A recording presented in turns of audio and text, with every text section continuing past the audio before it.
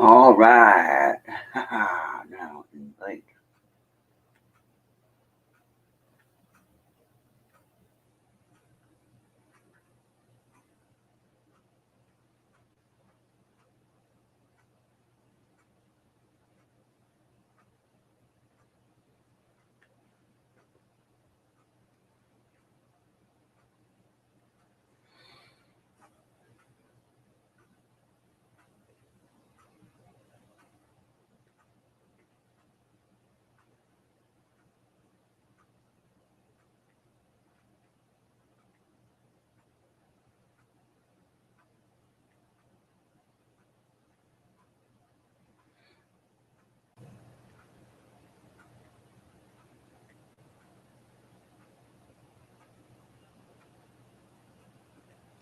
All right. Hold on. Hold on. Oh, no, that's working. It's on. So why isn't this working? Oh, that's not on. Okay, now. No. Okay, Zoom. Channel 2. Hello? Okay, there we go. Hey, there it is. Can you hear me on there? All right, hey, Carl. Can you hear me over on Errt Radio? I don't know. Give me a second and I'll check. I might have to mute one of them because I don't want both of them running. I don't have it. I don't think I have it right now. I heard you. Yeah, well, that's good that you can hear me. And I heard the echo of me talking. Okay, now it's. I heard the echo of me talking. Okay, now it's working. Okay. It's coming through. It was coming through. Okay, you can mute that then. Did that already. And we'll just keep this going. I think mine is okay because I'm only using. Remember what I told you to use line 2, and then that will pick up all the sounds on the screen. So it'll grab any audio going through the system. Okay. So that way you don't have to have line 1 open and have a reverb and echo and everything like that. Just leave line 2 as primary channel for the discussion, and I think you can hear both of us at the same time because it's getting the whole desktop sound, if that makes sense. Correct. All right, I'm going to send this link to Jesse so that he'll have it when he gets ready. What do you have for topic for tonight, or do you have anything planned? Not real. Yeah. Let's talk about April Fool's Day. Oh, there you go. That's a good one. When did it? Almost over. Okay, when did it actually become a I have no idea. I think it probably goes back quite a ways. We can Google that, right? Yep. Let's go ahead and Google that and get some history. It's not our own information. We're getting it from Google, so don't be alarmed. A wiki. But it does. Wikipedia or whatever, right? Here, this will work. Let's try this one. When was the big radio show that Orson Welles did? Was that in May or March of '84? What was that? The Orson Welles UFO radio show. '84. That was 34. You mean? Oh, okay, 1934. Yeah, sorry. Maybe. Was that in? April Fools? I don't know. I can't remember if it was. But we didn't have the internet, of course, and we couldn't research it and all that fun stuff. So it was like.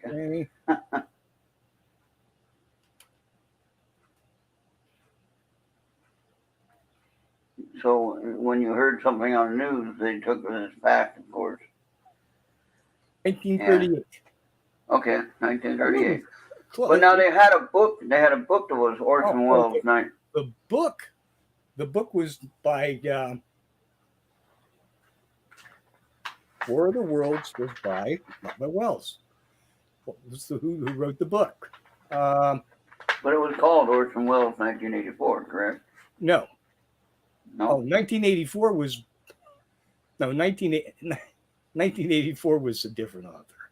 Oh, that was a whole different thing. Huh? War of the Worlds was H.G. Wells, not Orson Welles. Okay, got you. And 1984, gosh, why do I do For some this? reason, I have that name as a title in my Yes, it's head. easy to confuse the two. Yeah, but the one that I'm talking about, you got it right. 1938 Was by Orson George Welles, Orwell. and it was on the radio show that he was just having fun, right? Well, what was the date in That's what I'm trying to figure out. there? Oh, there's someone The there. actual date. What gave it? Nope, nobody there yet. It was just there. And hello to Bobby. Bobby's Okay, it here. was coming up. It was Halloween, October 30th, 1938. Oh, okay. So that would have been pretty weird during that time, I would think. Not really able to get. You're getting the news firsthand. I don't know that created a real panic. There isn't any. There isn't. So all that anyway, so now going on about back April. You know, About I mean, April Fools. it's said like it made, headlines around the world that people were screaming in the streets and, burning babies and all kinds of stuff. Oh boy. No, it was noticed. Yeah. I mean, you got to think how many people even listened to it. Right. Although, I mean, it was on a major broadcast station and a lot of people were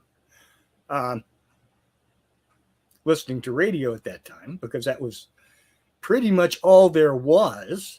But okay, let's say there were 100 million people. There might have been 5 million people listening to it, scattered out all over the country. So it didn't have the right parameters to start a brush fire, Okay, then what was the Roswell incident? Was 1947? Yes. And That's quite a bit. That's about 10 years later. July of 1947. Yeah, that's about 10 years later then. Yeah. Yeah, so that I don't know if they went crazy with that or they just said, "Oh, that's just another skit." No, they kind of screwed up the script on that one when they went to the newspapers. Yeah, and they couldn't get or it back. the one newspaper that got it out. Right. So that was the. Oh no! That was just a mistake. Forget about that. Forget about that newspaper article that we sent out. That the Army authorized to go. And of course, then they changed the story and said, "Oh, it was just a wonderful." Of course, they're allowed to change their stories. They're the Army. And the poor sheriff, Zamora, was it? Who was the sheriff there? I honestly can't remember. I don't think he was really a Or was that a different major player in the situation. Okay, I'm getting the cases mixed up too. Maybe Jesse will be able to help us out and tell us when he gets here. He'll be here in a few minutes. He usually gets here about 30 minutes after. Yeah. So let's go on with the research on April Fool's. pranks. Let's go to Okay. April Fool's jokes. April And happy Fool's. birthday to Bill, by the way, in case he hears this later. Yes, I talked to him this morning. In fact, Okay. he was having a great day. Good. It was really good. He had most of the day off because the morning show wasn't running today because what's his name? Oh. Okay, so I didn't miss it. Okay, good. Chris Don took the day off. Yeah, good. So Bill didn't have to run the board this morning, so he had the morning off, and he spent it just hanging out with a bunch of people, me being one of them, on the web and All right. talking and Well, I missed that part. having fun and enjoying himself. And I think he deserves to do that once in a while, Yeah. especially on his birthday. It was crazy today because today was payday for everybody that gets a check, from the government. So the grocery store was packed with crazy people, didn't know where they were going, didn't know what they were looking for, but they had money in their pocket and they were going to spend it. I was just there trying to get a few things. I don't know. I usually try to stay away from Well, I would, but stores today in was the the first, on the and busy it's a days. weekend, and I didn't want to go Yeah. through the weekend without any food or whatever. Yeah, that's all. That's usually it. And Yeah. so in my case now, I can sit around for 2 days and not do anything. It doesn't matter what the weather does or whatever. I can stay right home. I don't have to worry about going out to the store for anything. So that's what I got to kind of do here. Is just kind of like space out my uh, purchasing and what I get and how much I spend. And of course, I get food stamps, but that only goes so far. But you just gotta get the right food and the right stuff that I can store for a little bit, and I don't have to eat it right away. I can eat it in a couple of days or whatever. You don't want nothing that's gonna go Mhm. bad. But anyway, let's get back to the April Fools or Well, prankster days. according to the authorities that I'm looking at right now, April Fool's Day dates back to 1582, when France switched from the Julian calendar to the Gregorian calendar, as called for by the Council of Trent in 1563. In the Julian calendar, as in the Hindu calendar, the new year began with the spring equinox around April 1st. So it's a seasonal holiday, not a Okay. month, okay? Okay. So changing, people were slow to get the news or failed to recognize that the start of the new year had moved from January 1st to celebrate it during the last week of March through April 1st. Became the butt of jokes and hoaxes and were called April. Oh, people who didn't know what day it was were called April Fools. These pranks included having paper fish placed on their back and being referred to as April fish, April Fools in French. Young, easily caught fish and a gullible person. Well, I'll be actually, and also there were vernal equinox Fool's Days back in Roman times, and the newest prankstery April Fool's Day apparently started in Britain during the 18th century. In Scotland, the tradition became a 2-day event, starting with hunting the gowk, in which people are sent on phony errands. Gowk is a word for a cuckoo bird, a symbol for a fool, followed by Taily Day, which involved pranks played on people's derrieres, such as pinning fake tails or excuse me, kick me signs on them. Okay, so that's more like our modern April Fool's Days. Mhm. Oh God. All right. In 1957, the BBC reported that Swiss farmers were experiencing a record spaghetti crop and showed pictures of people harvesting noodles from the trees. In 1985, Sports Illustrated writer George Plimpton tricked many readers when he ran a made-up article about a rookie pitcher called Sid Finch, who could throw a fastball over 168 miles an hour.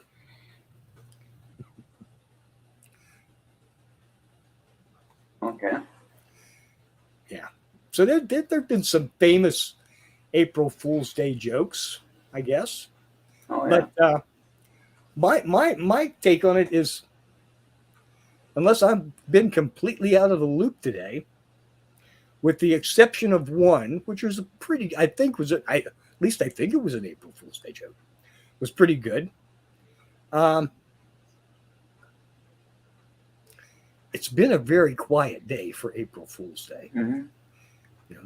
There's usually something cropped, and I don't know what I did see something earlier that kind of fit my attention on it was the news are so screwed up these days that it's just not worth it to try to come up with an April Fool's Day joke. Right. That's a good point. Okay, I'm trying to figure out the volume on Mixer. It looks like it's working, but it's not looking like it's very loud. But I don't know. I noticed that too on the Yeah, it should be working thing. okay, but I can't tell because I got the YouTube channel running. Hmm. It looks okay with me talking, but when you're talking, it's not very loud. I can't see. I'm not hearing anything right now on Mixler from the Mixler feed. I just turned it back on, and I've got nothing, and we've got no repeat. Well, now you can hear me. When I can talk. hear you, but that doesn't. Figure out the volume on Mixer. It looks like it's working, but it's not looking like it's loud. There you go. So it's going through on my end, but I don't know. It's not looking like it's going through on your side. It should be. I don't know why it's not. I think our problem is you are coming through, but nothing else is coming through over on Mixler. Okay, let me fix this here, Don. Oh, try channel 3. I got it. Now talk again. Try channel 3. No, I got it. I got it now. I can't tell. I've got StreamYard. I've got it muted over there. So I'm going to switch back to headphones for a little bit and see. I think I got it figured out though. Now I can hear. Now I can see you. Turn that on without. And now I got both of them running though, but I can hear myself and you. Okay, so that should be coming right through. And now it sounds like I've got a buzz there when I click the sound back on, but I can't hear anything coming through the. That's really strange. Still nothing. Because it's moving. Well, I'm sure the. Yeah, you don't hear it though. Okay. Well, I'm not. I'm hearing you fine, but I'm not hearing anything coming through on Mixler. That's odd. Let me check on the phone. Okay, hold on.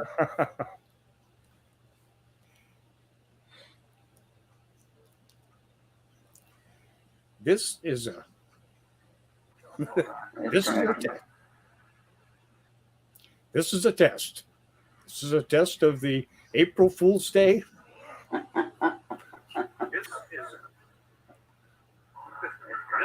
Now, okay, I'm hearing something now.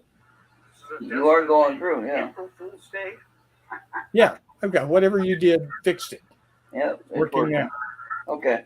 Okay. Well, keep it like that then. Good. We got a show then. Oh boy, technology! I tell you. All right. What was your solution to that? I turned on channel 1 for me, and I have 3 for everybody else. Channel 2. 3 for. No, I got channel playlist of channel 3, and I have channel 2 on loop back on channel 2. Okay. And that seems to work for this process. Now, for when I do the music audio on here, I don't have to do it that way. I just put it on channel 1 when I stream the music from Amazon. And you know what? I got a $10 credit at my credit union because I paid for my music on Amazon. I pay $8.99 for the music service on Amazon. And then the credit union gives me a $10 credit for buying something on Prime. That's a pretty good. It's a pretty good deal. So I get, I could do that like 15 times a day. There you go. What I like about the package I got with Amazon Music, or Amazon Prime, Amazon Music, same, But anyway, with Amazon Music though, it's $8.99 and it's unlimited streaming. I can stream anything all the time, anywhere, any way I want. Mm-hmm. So I like that. And when I can play it on here, and now I can actually play it on the Mixcloud deal too. On the other video. Assuming we had any, we've totally ran. Assuming we had any listeners when we started, we've totally run them all off now. Oh yeah. Oh, we still have Bobby, but Bobby's multitasking. He's watching videos probably. So, Mhm. but I've been doing this show, Charles. I've been doing IT on Friday at 10 p.m. a very long time. Um, Mhm. it's probably getting close to about 2 years now that I've been trying to do something on Friday night at 10 p.m. I know it's been over a year. At least we got that many on the web page. Got over 60 on the web page, but we've done other than that. You know, we Yep. don't have listed. But still, think about that. That's a long time to run just a open roundtable discussion. Hmm. Now next week we're going to have Anthony Simonelli. We've had some really good guests on here. Yeah, we had Anthony before. Anthony contacted me and Got said, to go. "Hey, Got to go with the seasons. Yeah. yeah, Take them when you take them when you can get them. oh yeah." And what I like about the either topic, paranormal or UFO topic, what's interesting is just I left the link in your I left the link inside your Facebook chat. So go to Messenger on Facebook. Okay, I just closed those down. And so what I like about I was thinking, oh, after Halloween we're not going to have any more conversation about ghosts and stuff, but I'm surprised that we've actually kept it going, and it didn't die out. And actually got more the into the research aspect of the ghosts or spirits and paranormal and things like that. And some are doing it to make money, some are doing it for show. But those who are doing it sincerely and wanting to learn and doing the research to find out what it's all about, I prefer that approach. To handle it on a sincere research concept, if you know what I mean. Yeah. You know? And then that comes through as being honest with what you're doing. And like what Bishop James Long said tonight, he was talking about, well, if you get a strange feeling or a message to not go somewhere, like when you're doing an investigation, don't go there. And that makes 100% sense to me. So I've had that situation before. Jesse made it over to. Now, see, Oh yeah, he's trying to get back over. He has the link. He'll be here. Good. He will be here. Oh, he has some news. I know he has some news. He has some projects he's working on. We're still trying to get some of his. We're operational. Yeah, and we're still trying to get. I don't know what. No. Anyway, I'm trying to get Jesse to share some of his earlier podcasts on his own podcast that he's been doing. And then we can stream those later on Saturday or something like that, and just give it something to do. I can't believe we made 80,000 total listeners, Charles. You did it when you said that. Yep. See? So, do you have? You were saying something on your show to on MWAT to Ufi. How far back do you have records of the count? As far back as an email will be saved on the server, I can go back and check and see how far back. It's at least a few years. That would be interesting, because I seem to remember when I first started listening. How long ago was that now? Yeah, I'm thinking it was like. Well, wait a minute. It would have had to been 4 years. 4 years or 5. Okay, 5 years. I think 5 years. But still, I seem to remember it was like 40,000. Well, it went crazy, I tell you. And some of that is because we got people like Slacker 82 Alpha, the host of that show, will actually give us a shout out to the mainstream radio and to everybody that's listening to that show. And they have a lot of thousands of listeners. Well, I'm looking forward to having Ufi and CT graph that for us. Yeah, I'm gonna get those. I'm gonna that get would those. be an interesting graph to watch over. I'll Say, get those. say if we could go back the last 4 years, that would be really interesting. Now, But now I do believe with the momentum that we have, with everybody getting involved with the home podcasting, and they're catching up with those of us that have been doing it as a regular show. It's nothing new to us. It's something we've been doing, because we wanted to. And now, since the big incident, that occurred, then everybody has to be streaming at home and doing their own home podcast. And then when they find out how easy it is, and it's like, oh wait, who do we have here? And then all of a sudden they find out someone else is doing the same, and not the same thing, but the same.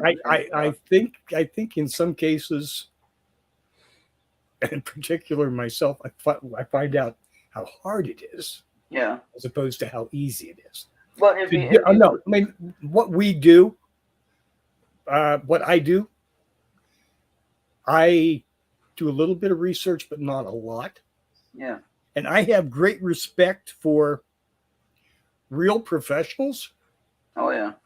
Who step out and do this kind of thing in an entertaining way every day. I mean, I think back at Art Bell. And he is to me the ideal. He was conversational. He was well informed on the topic. Yeah. And he paid attention to what the person he was interviewing. And he asked pertinent questions because he was knowledgeable about what he was in the subject. But to do this that broadly is not something that you pick up and go with. Right. It takes years of research to be familiar with the history of Bigfoot, the history of ghosts in America. Like we've had, oh my goodness, Carol Carl on, talking, and other guests talking about, historical cases. We've had the physics was awesome. The one, and I'd have to grab his book to see, because I don't think I can remember. I can't remember his name, and if I remembered it, I probably couldn't pronounce it properly. But that's one of my. I've read his book twice now. Oh, I know what you're talking about, the Bulgarian or Romanian scientist. Dan Barkas. Barkas. Yeah, okay. I had it close. Okay, Dan Barkas. Yes. Yeah. That is really one of the best interviews I've ever had. Yeah, and then I mean, I would put that up as a second. The best interview, in my opinion, and for mostly sentimental reasons, was with Rich Saraday. Yeah, and I like when the guest brings their information to the show, and they don't expect us. They kind of tell their own story. It's easy to host when you have an interesting and involved guest if you're interested in what they're doing and what they're saying. That's sometimes I don't have the energy to necessarily do the research, and so what I like. Well, what I'm saying is to do the research. One of the hosts that I always thought was a really pretty good host was the fill-in, the Saturday guy for Artville. First one. George Norrie? It's like right on the tip of my tongue, but it's not coming out. George Norrie took over Coast to Coast. No, it was this was before Norrie. He's probably the guy. Okay. I can't remember. Anyway, he did one show a week, but he researched his shows very thoroughly. Okay. If it was an author pushing a book, he read the book. Absolutely. Every week he read the book. If it were something else that was in the news, he researched that item diligently, and he was always informed. And it was always trying to lead the author or whoever he was interviewing into a different direction or into more detail than what is than the usual 15-minute blurb that goes out to everybody, you know? So I respect that, but it's not always easy. But we try. Oh yeah. We try. And we're still rookies as far as I'm concerned on this matter. Yeah. I think I started 50 years too late. Yeah. But I mean, I'm amazed at what we have accomplished and what we have been able to do, even with our limited knowledge and our limited enthusiasm, if you will. It's like UFOs, they're here. So, ghosts, who cares? They're here. Mm-hmm. And I think that might be one of the reasons why I don't see very much activity in either one. Is I have the casual, so what, or if it is a spirit in my house, I'll try to, talk with it on a positive manner, nothing intrusive or abusive or whatever, aggressive, but in a positive manner, trying to get to know who they are, what they're doing here, why they're here, who is it, and then usually they don't tell me most of the time. Mm-hmm. But then we had the one case where the woman went to Tanya after I sent her to Ohio. Well, you've got to be after the mystery. Yeah. If you're not after the mystery of it, if you just if all you want to do is make it go away. I thought it was funny though. That's pretty easy too, but it makes for a very boring interview. but the woman went to Tanya because Tanya had done a remote view of my house and walked through, and she saw all the entities that I was talking about.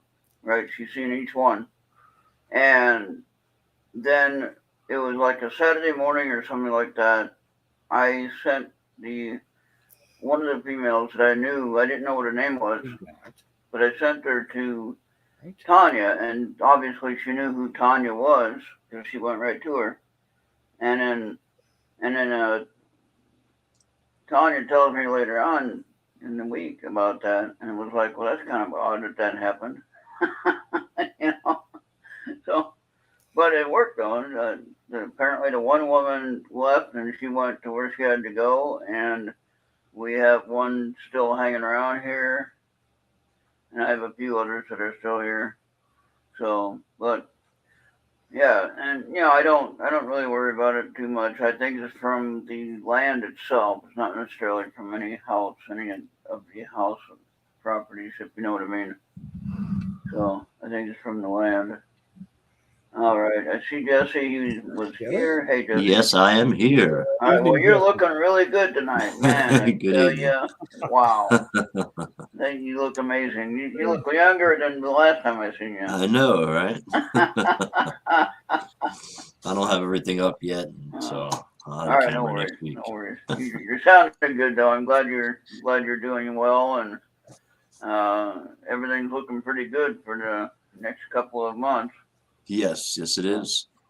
Amy C, whoever that is, hello. Hello, Arnie.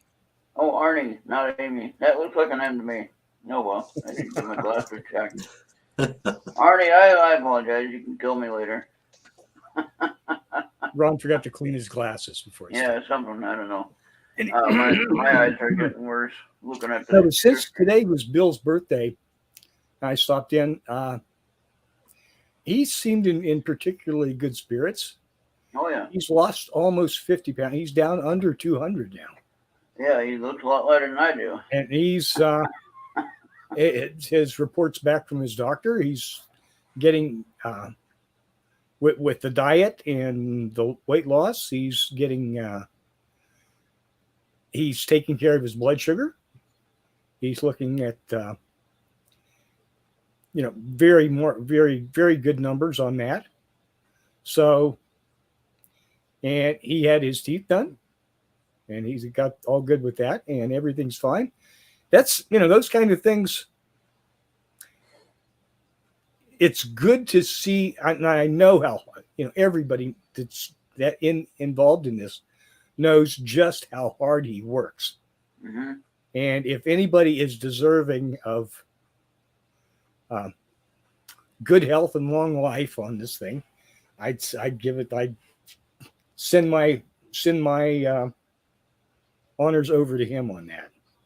So, it was it's been a really good hour over there on this show. Oh yeah. And I missed that this morning, but that's okay. I had things to do. Mm-hmm. But hey, Jesse, I don't know if you noticed, we made it past the 80,000 total listens. Yeah, I heard you saying that a little while ago. Congratulations. That's a big step right there. Quite a big deal when not I always like to say not too bad for a part-time gig. That's right. Absolutely. With your help, we'll be hitting 6 digits here pretty soon. There you go. Yeah. We just hit 21,000. We might actually throw a party for 100,000. There you go. There you go. All right. Yeah. Yeah. My podcast just hit 21, so we're getting there. I got a question for you too. Remember, I talked to you before on here about this, and we messaged back and forth. How could you get those audio files to me so that I can play them? I figured out a way that I can get them up and going now. Okay.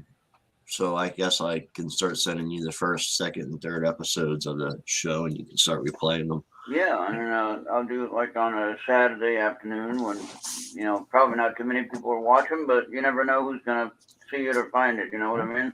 That's right. So, That's right. And then once it's up on here, if it's a video or if it's we can play it on this channel as a video if that's allowable. If I give you the credit, I think I can do that. Yeah, it's not video. It's a podcast platform specifically. Okay. So it's just audio. We'll just do the audio then. We'll just play the audio part of it. And then I think it's good to replay the old shows because it brings the thought process in full circle if you replay it. You know what I mean with that? Yeah, absolutely. So, it's been a while since episode 1, 2, 3 has been played, so that's pretty darn good. On our show count on Errt Radio on Mixler, our show count is over 4,200. There you go. So that's a lot. We're getting to 5,000 pretty soon. We might make that. How long has Errt Radio been around for, Ron? That's a little confusing to me because I got stuff that I've been posting. Like I had the daily Bible reading that I used to do. Mm-hmm. And I had that 9 years ago. I saw a posting on Facebook saying, 9 years ago you did this. And they're like, I did that 9 years ago. So that would mean it. Now, Total Brian would tell you differently because I actually learned from him. He got me interested in this project. And I went crazy with it and went totally off the scales. And here I am with a daily show and a nightly show and this and that and everything else going on. And so we're doing good on that. But I'm going to say at least 8 years. Okay.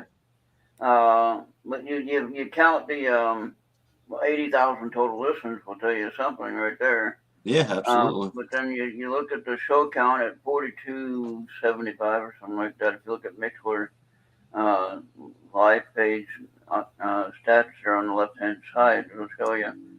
And it's a show reel count that will tell you how many shows I have.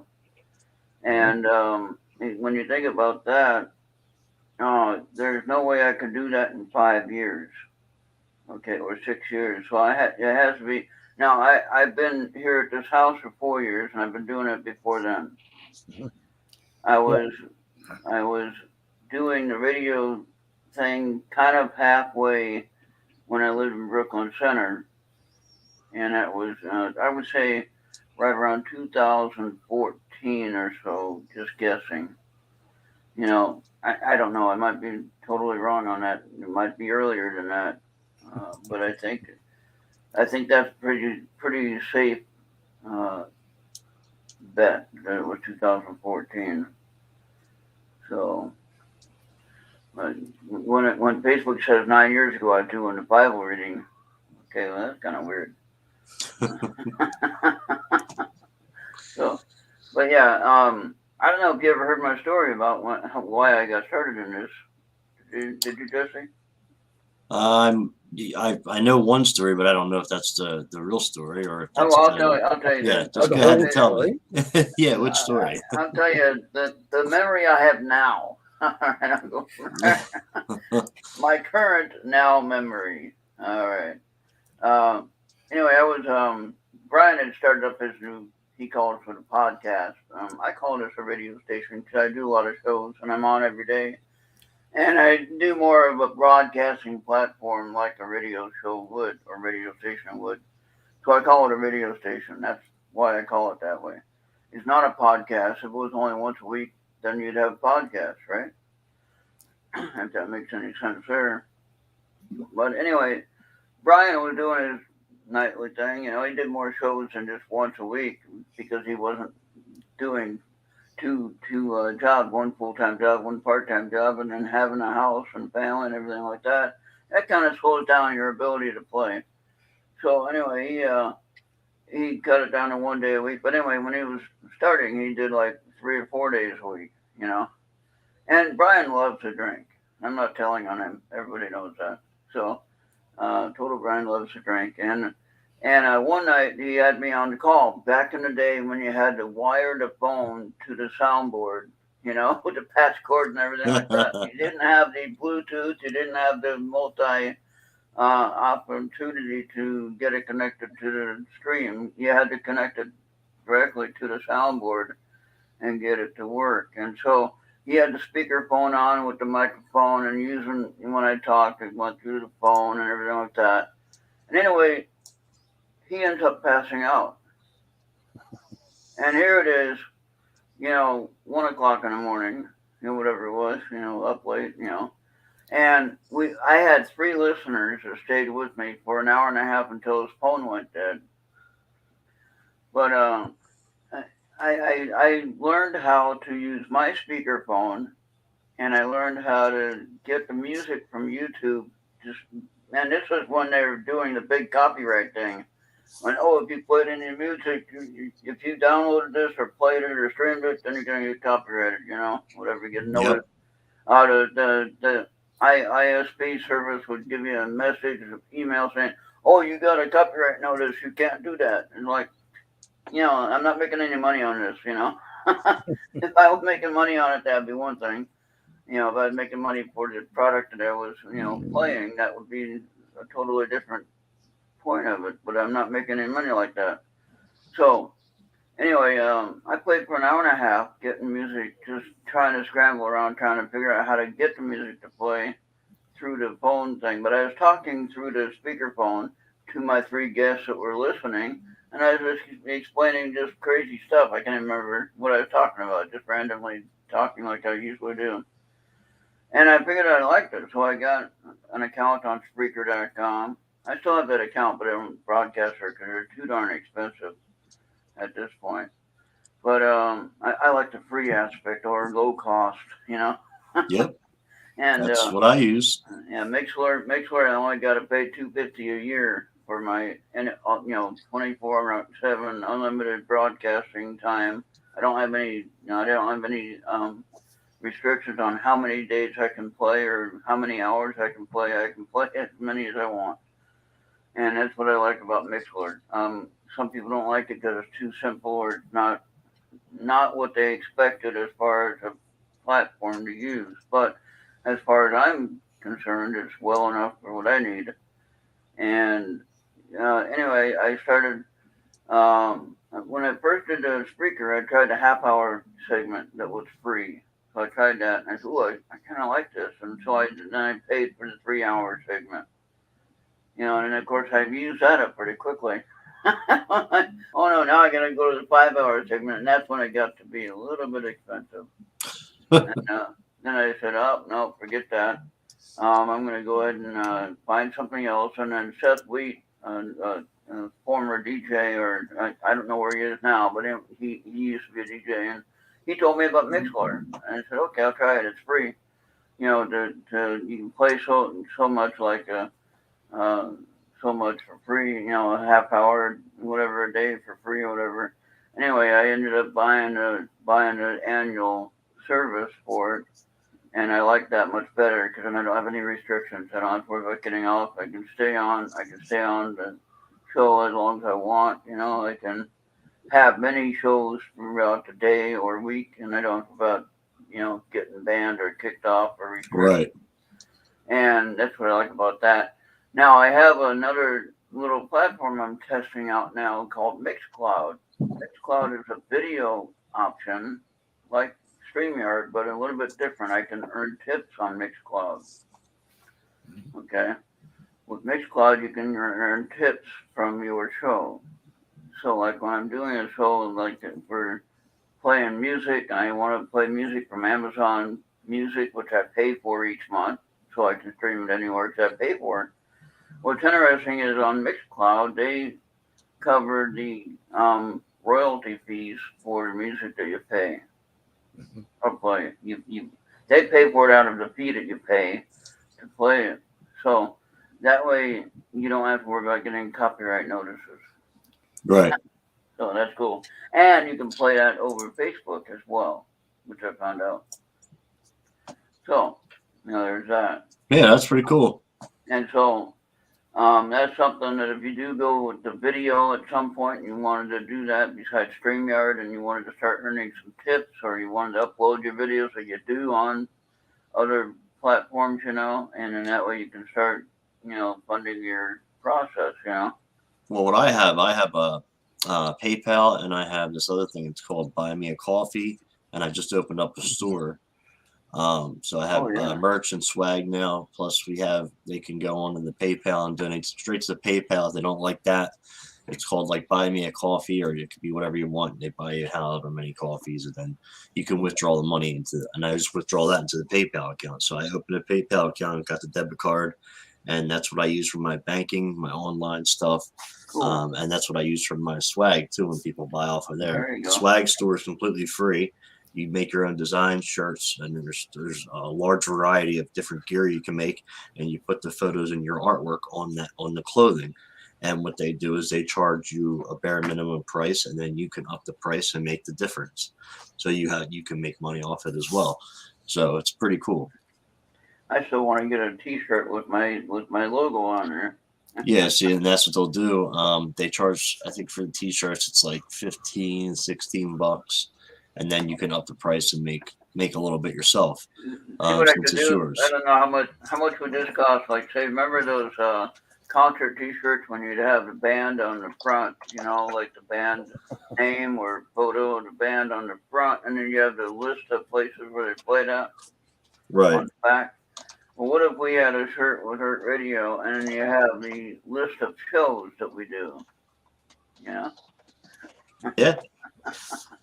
I just put in the private chat the swag store and then my swag store underneath it, so you can check it out and get a feel for it. Oh yeah. And then you can just put that ERT stuff right on a T-shirt. You can share it on the main chat here if you want. You can. Okay, well it's on there, but you can you get T-shirts, masks, beer cozies, baby clothes, girls T-shirts, kids T-shirts, sweatpants, hoodies. I mean, it's everything, and they give you the bare minimum price, and you can put whatever label you want. I got 2 sets of different art up there right now, which is really cool. I got it. Okay. I'm still learning this thing. So. Okay. It's really easy to use, and I already made a couple sales. I've had PayPal donations for the show, and then anybody that donates to my show, they get to be put on the website under the sponsor and donation section. They get shout outs on the show. So I try to do as much as I possibly can for people to support it. Yeah. So it's easy.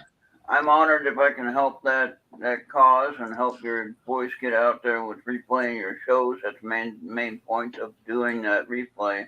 Absolutely. And we can talk about it, through our, on your personal podcast. You can talk about it radio, like what Craig Ansel does and Joey Medea does all the time. That they talk about me replaying their shows on Wednesday night, which is a big help, because people hear the name and it's like, wait a minute, where is that? Yep. And even though it's a video on, when you look at Into the Outer Realms and you look at Three Birds podcast, they are video primarily, but when you listen to the audio, and if you've seen the video, when you listen to it again on the audio side, it's like you can visualize, from memory what you know what I mean? Yep. So that's what I like about that process of hearing the audio only. And if you got to watch the video first, then that makes it even a better connection than, just hearing a talk show, So Absolutely. that's what I like about that. So if you and even when you hear the audio twice or a couple times, then it really gets into your mental thought process there, however you want to say that. Anyway, you had some other news. What else you got going on? Who, me? Yeah. I'm going to get to see you at Pine Bush, right? Yes, I will be there this year. All right. I'll be going to the MUFON Philadelphia Conference, the Pine Bush Conference, and the New Jersey MUFON Conference this year. Oh, there you go. You got kind of busy there. Yes, a little bit. All right. Well, I'll be there, and Charles said he had to take this year off again, so that's okay, though. Maybe I shouldn't have said that. Should I, Charles? I don't know. No, it's okay. See, I mean, I've had a lot of different stuff going on the past couple of weeks, especially with I'm COVID. just glad that we can get back to doing things and getting out there, Absolutely.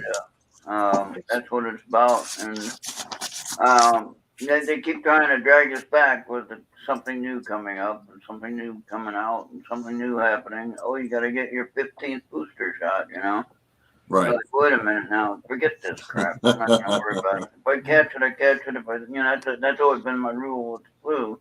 If I catch it, I catch it. I'll live through it. If I don't, then too bad. Yeah, and I mean, that was the first time me and my mom had it. So she actually gave it to me. I was 2 days behind her. Wow. So I got to see it happening and know that I was going to be in that position. And it was the worst feeling ever. Well, you kind of knew what to expect. And then waking up that day and knowing it's going to be a shit day. And I mean, it lasted us 2 to 3 weeks, and we still have leftover shit from it. We each are really congested and coughing like crazy. Our noses are running. And we've been really fatigued. And we talked to the doctors, and they said it can last up to a month. So you got it in February?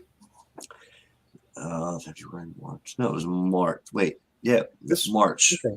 You had a show that you were doing. Very early in March then. Yes. You had a show that you were going to do, and you actually did. Well, I'm glad you made it through it fine. Yeah, I know. That's what I was worried about my mom mainly. You know what I mean? Yes. Because she's a lot older than I am. So, but she pulled through. But she's got her after effects are a little worse than mine. You can hear it in her voice still. Like it sounds so congested and so like it's crazy. And she was just having a coughing attack. So she was upstairs a minute ago. I actually had it in December. Okay. And I was until February probably. Yeah. Getting myself back in normal form. Yep. Some similarity to normal form. And I will tell you right now, I lost strength and muscle because I wasn't I didn't feel like doing anything. That's how we feel. That's exactly. I'm fighting that now. I'm wishing the weather would cooperate. Yeah. To get back to the same energy that I had in last November, Right. So it's pretty bad. I had a very mild. The basic onset of I had a bad couple of days, but that it just kept dragging on and on and on, you know? Right. Yeah. See, that's how it started with us. We thought we had like a little cold or something like that. You Mhm. know, we thought a little bug, and that was about 3 or 4 days. And then she got hit because I was 2 days behind her, so she got hit really bad. And then I Okay. was thinking, okay, well, maybe I don't have it because she went upstairs and isolated in the room. But then I wound up having it too. We had bad fevers. Our heads were pounding. I mean, Yeah. we were in bed for days. Yeah. And then I even had to shorten the live show, spaced out radio. Okay. Yeah. And that was horrible, you know. And during the Mhm. break and You can before the go back to show, that. I'm Yeah. dry heaving. You know what I mean? I'm dry Yeah. heaving. I'm sweating so bad. Sweat was dripping off of me, and I'm trying to get through this 1 hour of the show with Dave Scott. And I tell him, hey man, I'm really sick. Well, Can't do this. you did good for that 1 hour. I saw that episode. Yeah, but Um, I just know how much better I could have done. You know what I mean? And being on a platform well, like then that, go it's back. like, Yeah, go back when you get fully adjusted and you can have some time to actually give them a good interview. Again. yeah, absolutely. You know, and we talked hopefully about you it did again. ask you So back and get that done. That'd be good. So yeah. um, And then because of that too, everything got put off. So now I'm Mhm. like, I have so much shit to do, and it's crazy. I've been so busy, and then feeling fatigued the whole time, like you say you were feeling, Charles. Mhm. It's like you don't want to do Yeah. none of it, but you have to, you know. all I do is Well, my daily show. I will tell you something that the realization of it gave me great comfort. Quit worrying about the past. You do what you can do every day, Right, and don't kick your own ass. You right. know? I mean, Yep. that's I did that a lot, and it's not, it doesn't help. You're No. putting your energy against yourself. Yes. And Just then you make yourself sicker by doing it. That's right. Just forget it. That was then. This is now. Today, I'm going to do the absolute best I can. And tomorrow, I'm going to do even better. Yep. And let it go with that. Yep. There was even points where I tried to fake that I was feeling good, and try to tell myself, hey, I'm okay. And then I'd wear myself out, and then I'd be even sicker the next day. Yes. Yes. Right. Exactly. It's Well, now, definitely about not you, nothing to play with, for sure. It's process. Yeah. Here's some weird stuff. Now, today, every once in a while, I have a stomach, a digestion problem that things don't want to flow as they should, if you know what I mean. And I'm 61 years old, so that happens to old people, I suppose. But I have learned that when I drink water, that helps the process a little bit. Mhm. So I have been drinking more water. Not tonight, I got my soda, but anyway, I have been drinking more water. And then Venus had told me when we talked about my legs, she said, "Oh, you need to start drinking More water." water. And so I've been doing a couple of bottles a day, which is smaller bottles, but still is something. Anyway, my situation, I get up and I go use the bathroom there, and it's like I didn't get off there until an hour and 15 minutes later. And I tell you, that was bad. That was bad. Mhm. Not to go into too much graphic detail, but anyway, that was not fun at all. But that's probably about the worst thing I have with any kind of issue. I did have a really bad flu one time. I guess it was a flu, where both ends were having issues at the same time, and that's bad because you don't feel like drinking water at that point.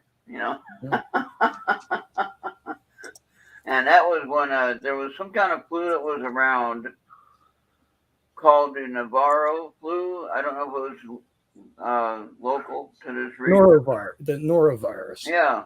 Yes, And that was a stomach flu that was around in maybe like 12. There have been a couple of rounds of it. 2010, 11, or 12, somewhere around there. Yeah, exactly. And that one there, that I got something like that because I wasn't getting the flu shots at that time, and so I got that. And the symptoms I had was both ends were active at the same time.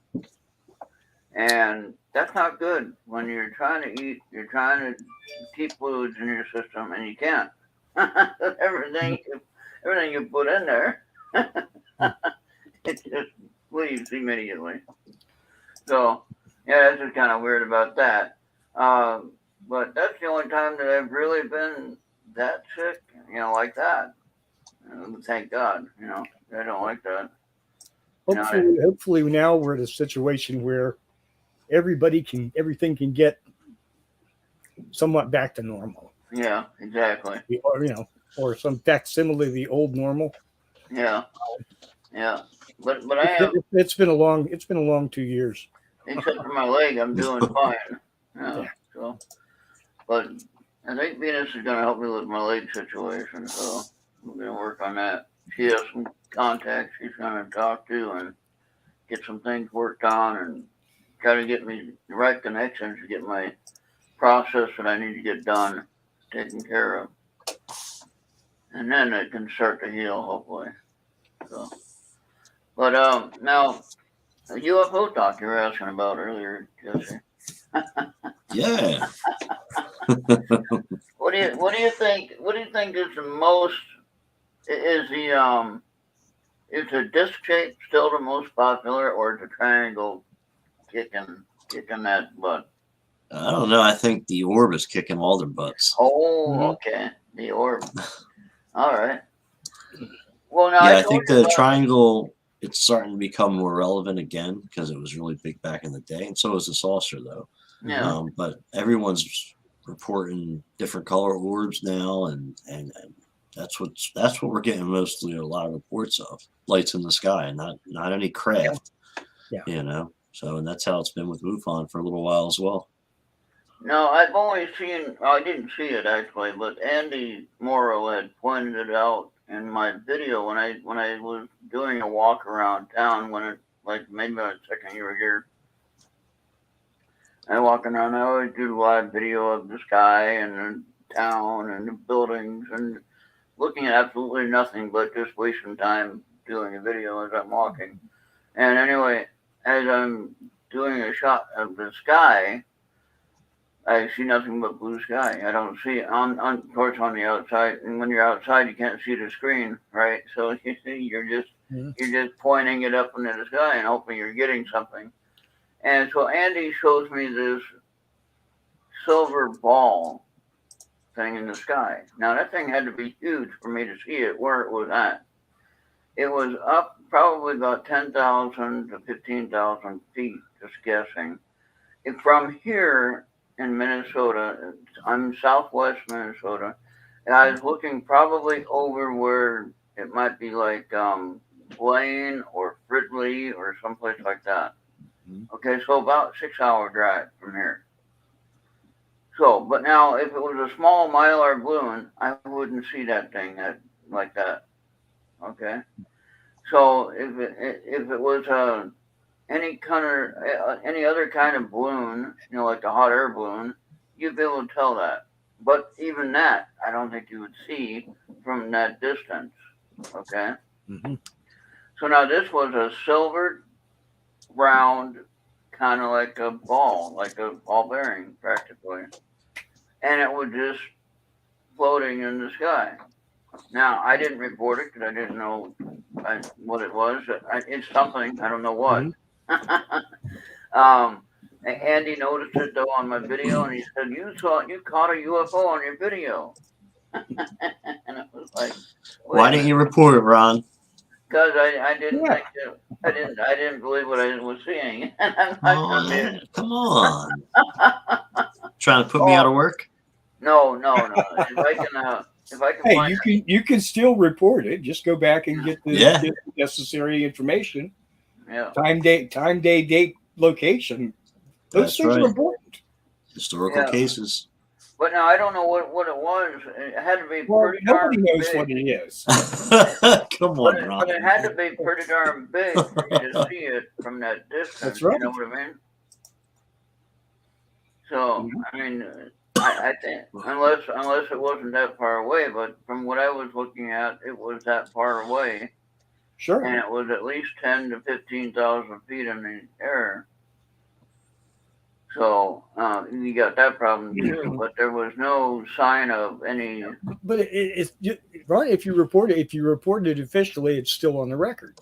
That's right. Yeah, Maybe somebody else saw something that day Exactly, and that's from the a thing. from a different place. Similarities. That would be the awesome part of it. You know. All See, right, if someone say 200 miles south of you reported the same thing at almost the same time, yeah, that would be awesome, because that would give you everything that you need to know to triangulate the speed and distance of the craft. That's right. and I don't remember. Like I said, I didn't see it visually. Andy saw it. I've looked at that video. Yeah, I showed it to you. There's definitely something there. Yeah, and it does look like a metal or metallic object. Mm-hmm. Yeah, it's not a regular. It's not a plastic drone, and it's not anything. Like I said, if it's that big at that distance, it has to be something. Yes. So I think that's the basis for a good report. How about you, Jesse? Yeah, absolutely. I agree. all right. Well, if we can find that video again, I'll have to send it to you, Jesse, and see what you think about it. And yeah, send it to me, and I'll check it out. Again, it wasn't anything I was have to trying, report it. Yeah, and I wasn't trying to manufacture anything either. It was a natural video caught live Right. streaming. And like Charles was saying, the thing is, most people don't think about how it can coincide with another sighting, and it can really tie things together that people are really looking into and need really useful. Exactly. There could have been someone in a building that was watching the same thing that you were watching at the same time, and they need to know exactly how big it looked to you to get the size of it correctly, or anything. You know what I mean? Yeah. Oh, and report it to MUFON too, by the way. Oh, you got to report to MUFON? Okay. All right. Oh, you're gonna have you had David Marler on. Speaking of MUFON. Yeah, that was an interesting conversation. That man is so smart. Isn't he Minnesota? Yeah, I think he is. He's out your way. I think so. Was it Minnesota or was it Utah? I thought it was Minnesota. I unless he moved. I don't know. I don't But know. I thought that's why Tom shared his books with me to try to sell the couple of books that he has of him. And I thought it was Minnesota where he was from. It might be. It could be. And we were talking a lot about his work, and he's working with Philip Mantle over in the UK, who's going to be sending him a lot of his documents so they can be properly stored, and this way people can use them when they go to Marler's house to research, investigate, and the rest of it. Yeah. So he was talking to me about how many files he has, and I mean the numbers are outrageous. I mean, how much information he has and how nice it is. And then we got into the triangle conversation, and I'm pretty sure this is what he said, that because I brought up the TR3B because I wanted to know what he thought about that and compare it to like how many sightings do you really think is the real TR3B. And he stated something like it's kind of just a rumor that TR3Bs are real. There was documentation saying that there was something that was supposed to be built like a TR3B, but there's nothing to say that it was ever built or that it was real. And I didn't know that. I thought it was a real thing that documentation was actually saying it was built, but no, it was never really stated that it was built publicly, at least. So he thinks that a lot of it is just a lot of rumors, and then as time went on, people kind of slowly changed the story of what it looked like and how it was, and so on, which I thought was really interesting because he is like the king of triangular craft. That's his main book that he wrote. So it was just a great, interesting conversation, and he's still a member of MUFON, and I didn't know he was a state director, a state section director with MUFON, a chief investigator. And he's been doing this for 32 plus years. I mean, his background's astounding. So it's pretty cool. How is the speaking of the records? How has the UFO reports been going aside from mine not being reported, but That's exactly what's happening right now. Everybody has decided not to report their UFO sightings Oh, for some boy. reason in the past 2 months. oh boy. Pennsylvania is usually 7th, and last year we were like 17th or 20th. Oh We wow. literally had 6 sightings, and I still haven't had one this month. And usually I always have 2 at the same time, and as soon as I get one of them done, I get another one immediately. And I literally have no cases right now. Wow. And I talked to my state section director, and she said it just happens sometimes. Sometimes it gets really slow, but this is the first time it's happened since I've been an investigator, so I don't know what she's talking about. But it's crazy that people are not reporting, and I don't know why. Why now? Why are you? Especially because of how hot the subject is. It's weird, really weird. And then now the opportunity is to actually share. Right. And the total numbers of statistics in March were only like 398. The numbers are usually 600, 700. For the sighting. That's Wow. a super, super low number, you know? I don't know what's going on. I don't. Do you think it could be something that maybe the so-called aliens are telling them not to talk now, or busy somewhere?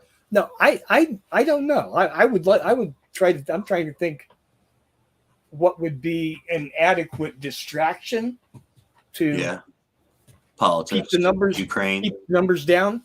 the war? Maybe, but I don't. I mean, now I was also told we've that been there before. You know, I was also told that it's a possibility that because there's been so much distraction and pain in the ass and reporting your stuff and not getting the right information back, and then people just fighting in the UFO field and the drama, that they're just sick of it and they're kind of staying away from it for a little while, which could be extremely true because you know what? I've been on UFO Twitter for a long time, since 2019. And I've never, ever seen nothing as bad as what's going on right now on UFO Twitter. The drama, the way people are coming at each other, threatening to come to their houses and do shit to their children and their wives. I mean, the threats have gotten so bad. People, this is YouTubers that have channels that have been around since some have just been coming around in the past year. Some have been around as long as I have. And it's the newer ones that are starting a lot of this drama. They used everybody else's channels to get as big as they are. And then they got big, and then they started their drama with everybody's show that they hopped on. I've seen a couple of, I've run across a couple of examples on that too. Yeah, and it's because it's gotten really bad, and the whole Lewis. I'm a little conspiratorial minded. Okay. At some point, do you consider that possibility that it's enemy action? Yeah, I mean that's definitely a possibility. That want the secret kept secret. Yes, just absolutely. Encourage this kind of inner discord in the groups. Yeah. You know? Yep. And it doesn't. Sometimes you'll see a channel and they'll automatically have 2,000 followers overnight, and it's like, how the hell? You know, something's behind that.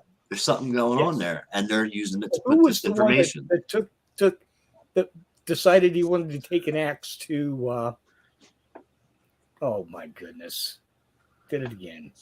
Well, the main drama person I know is. I don't know if I should. I don't know. Can we say names? Should we say names? Sure. Thomas Fessler. All right. That doesn't ring a bell with me. Okay. The one that was after. Oh my God. The lumberjack. Ron. Who did we meet at Pine Bush? Jade? No. The guest, the first year. The second year. Al? Wasn't Al Santorica? Who am I trying to think of? It's probably the most famous in Arizona in 19. Shane Hurd? No. Travis Walton. Travis Walton. Okay. Yeah. Okay. Perfect. Jesse, I'm sending you that picture. Yeah. Of that. Okay. There was a guy that came after him that brought up the 3 mile away Forest Tower. Mm-hmm. Okay. It's that was what he saw. You know. Okay. And that was a big flap for a couple of months. And this guy got great, a lot of followers, a lot of hits, and nobody'd ever heard of him before. Right, and it's weird how they come on the scene that quick and walk in and suddenly they're stars. Right. And it's funny because there's been people asking on Twitter doing little polls like, if the government came right now and offered you $50,000 to put out this information, would you take it? And I'm seeing a lot of that lately. So it's maybe they're trying to figure out what's a good price. Yeah. Right. Now I made the comment today. $50,000 or is it $5,000? Yeah. I made the comment today on my live drive. I made the comment of this, and I'll say it again. And what's interesting is, they say, oh, well, if you're going to say that the president can decide how the gas prices go, then you're totally misleading and you're wrong, Like, I keep making the point, and I'm not meaning to get political, but here's what I said before on the gas prices. Under President Trump, we had $1.49 a gallon, okay? And then some people are saying, oh, well, it's not the president that sets the price. And then now all of a sudden, President Biden comes out and says, oh, we're going to release barrels of oil from our private reserves, and that'll cause prices to go down. That's the United States Defensive Strategic Reserve. But you know what they I'm have saying? Oil. You see what I'm saying here, though? Gas. They have so steel. at one point, I'm aluminum, wrong. Yeah. They have coal. Yeah. They have alloys, manganese, germanium, rubidium.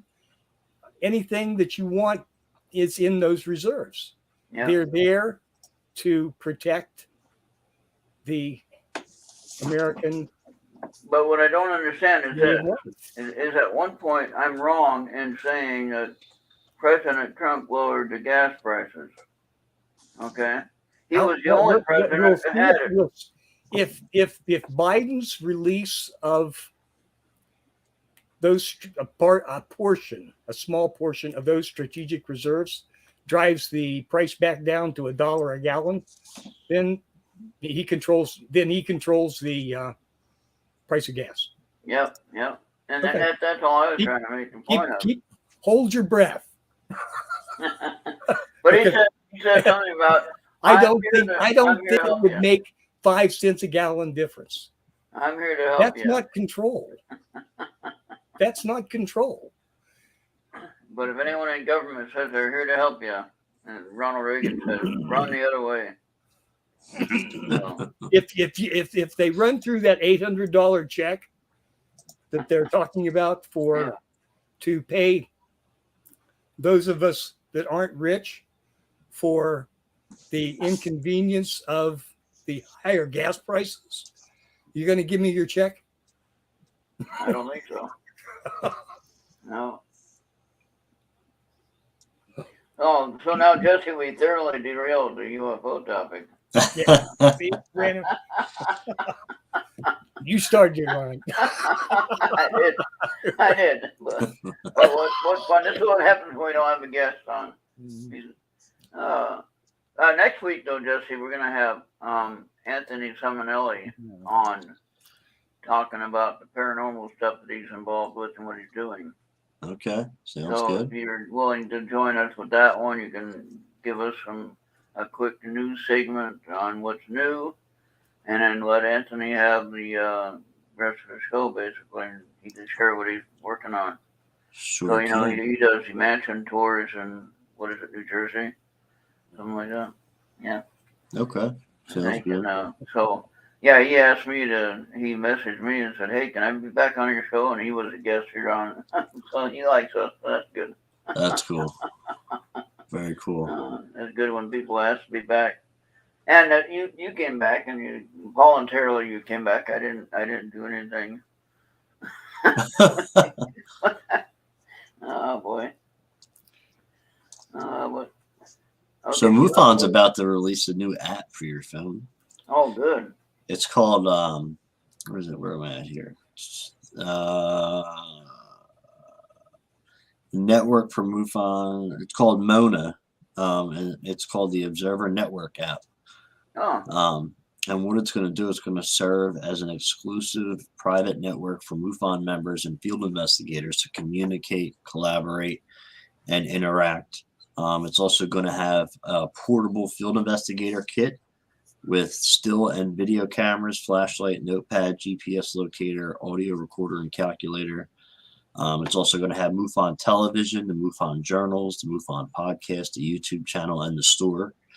It's also going to have the Aquarius database, which is the new Project Aquarius they put together, where it's a bunch of UFO organizations from all around the world, and they're taking and sharing all their information in one place.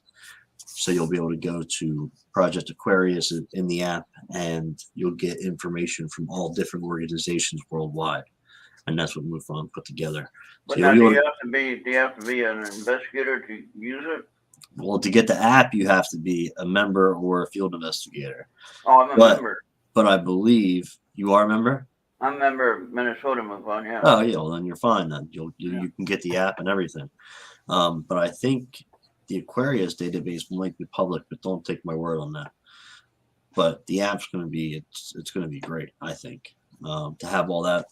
And then for new field investigators coming on, they really don't have the equipment. If they get called out in the field, they'll have a little mini kit in the app at least, to have something to look like they're professional. Yeah, all right. But that'll be pretty cool. That's coming out soon. It was supposed to come out by the symposium, but it's taking a little bit more of a back seat. Well, they want to get it right. Absolutely. So get it right to where it can be usable and people can have fun and keep the interest going with it. Yeah. And so that's why we want to make sure it's taking the time to get out. And a lot of people rush things and then it's crap when it gets put out. That's right. I can't even use it with my Samsung phone. What the hell is this? Right. And hey, So I appreciate all the new stuff they want to give me, with my membership. Yeah, I like that. I like that investigator kit that you can get. Yeah, it is. It's pretty neat. That's pretty neat. Dave McDonald is doing a brilliant job. He turned MUFON around greatly, in my opinion. As soon as Jan had got out of there and he took over, I mean, he's saving us money and putting the money in good places. Yeah. Got the lab back open, the MUFON lab. The dive team is fully funded and fully has full personnel now. It used to just be Debbie, and she used to have volunteer firefighters on the team. But now she actually has a full firehouse and some other personal volunteers. So we have that complete now. They moved the HQ from California and moved to Cincinnati and saved 2/3 on the rent. So now it can be put back into other things because Jan lived in California, so he had to be there. But now it's going to permanently stay in Ohio. So that's pretty cool. And just everything that Dave's been doing since he took back over the app, Project Aquarius. He finally reaches out once a month and at least talks to everybody, meets with the state directors now monthly. None of that was happening before. So it's pretty crazy. Goofy has a question for you. What is that, Jesse? Goofy. Isn't it true that the only monies MUFON takes income from membership? Yeah. Yeah, I believe so. Well, there's the membership, there's the MUFON store, and there's MUFON TV. So those are the three things how MUFON makes money, and then conferences. That's cool. Yeah. Yeah, now I was going to say, but see, it's just work that you get a membership, and then you have MUFON TV. You get discounts at the symposiums. Yeah. You get special stuff at the store. You know what I mean? You get your monthly MUFON journal in the mail. It's worth paying. I mean, and then if you're a field investigator, you get a discount every year with your membership.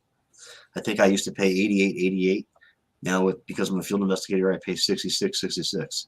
I get $20 off. So it's like now the question I have for you though, if somebody wanted to do the field training to get the investigator field license or whatever you call certified field investigator.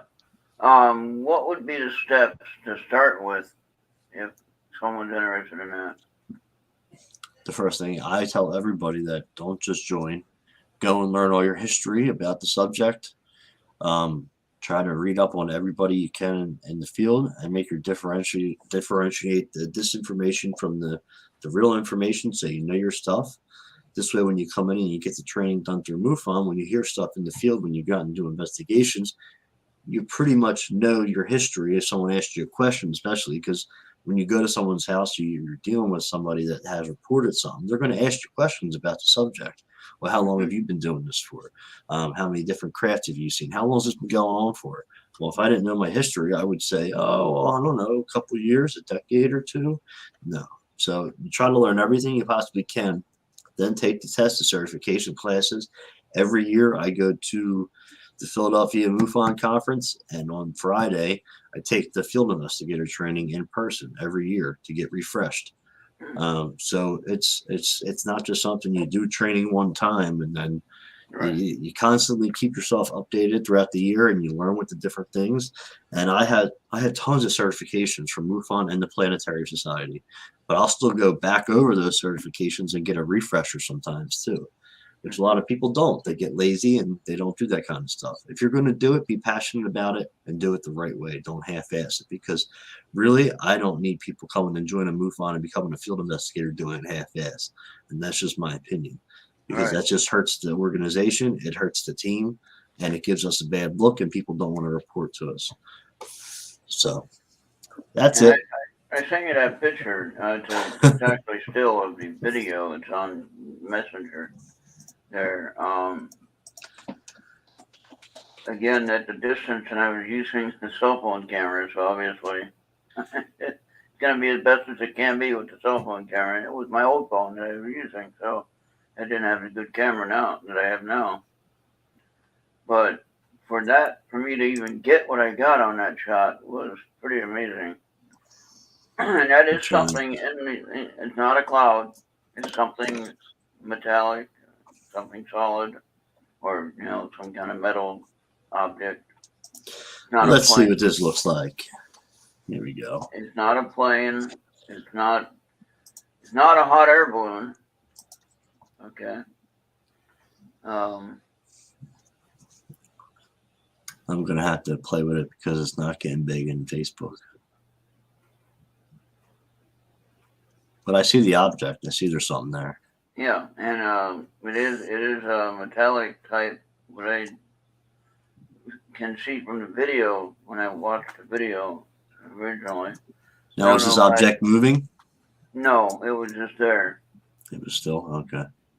And again, if you look at where I'm at in the southwest corner of Minnesota, and where Blaine is in the north, kind of in the middle of the state. Did you determine that was the southeast of where you were standing at the time? I was looking, no, it would be, I was looking, the north is to the right. I was looking straight ahead because I was walking down my street. Okay. And that runs east and west. So I was looking kind of to the northeast, or northwest rather, northwest. Excuse me. I look in northwest, which would be, if you look at the map on Minnesota, you look at where my town is, Charles. You know what my town is. You can look that up. And then you look where Blaine is, or up in that area, in the north, about northeastern part of the state. Okay. But that thing had to be very huge for the camera to even get it. Okay? Mm-hmm. A small binocular balloon is not going to do that. Even a hot air balloon probably wouldn't come in that. Well, most hot air balloons really don't travel that high. Right. Exactly. A hot air, that's very, very unusual. So I don't know what that was. Again, there wasn't enough defined evidence as to what to report. Well, I would recommend that you do report that and get it looked at, because if you get it, the person should be able to figure it out if it is something natural or something unknown. Yeah. So.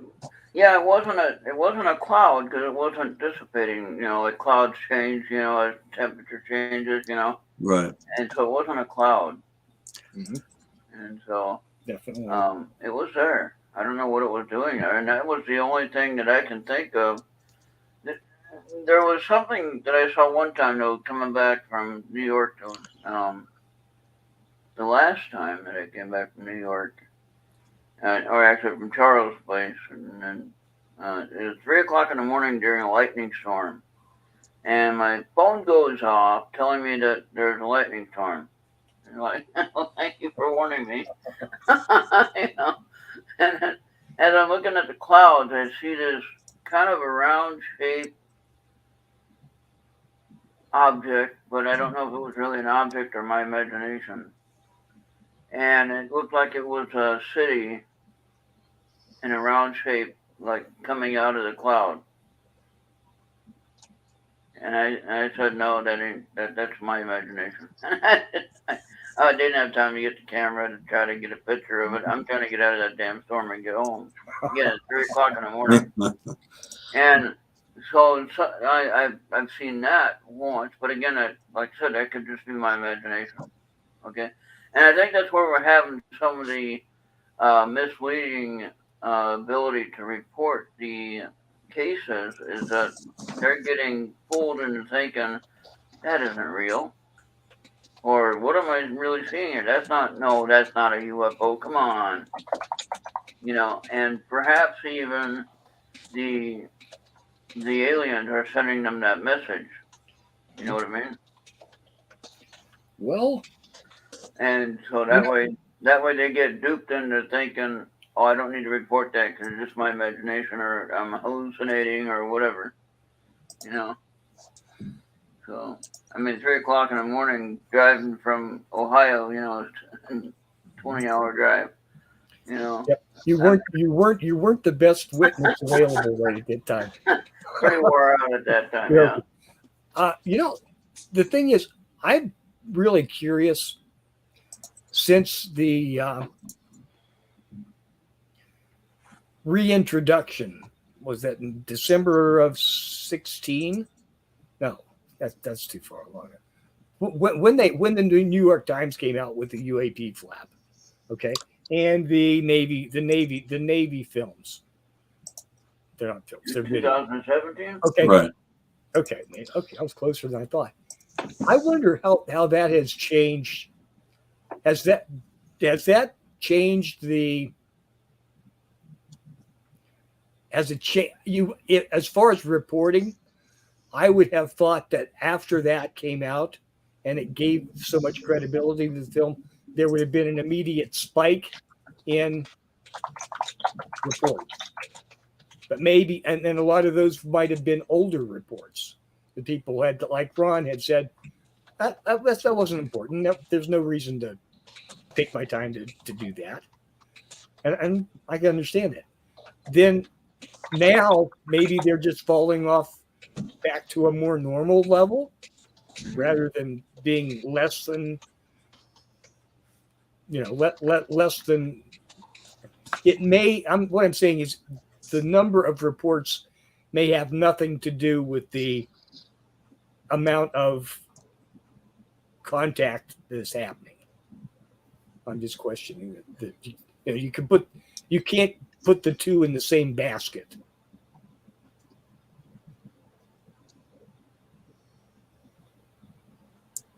Nope, no comment. It got quiet. Okay. I totally confused the issue now. I was trying to read what they're saying in chat there.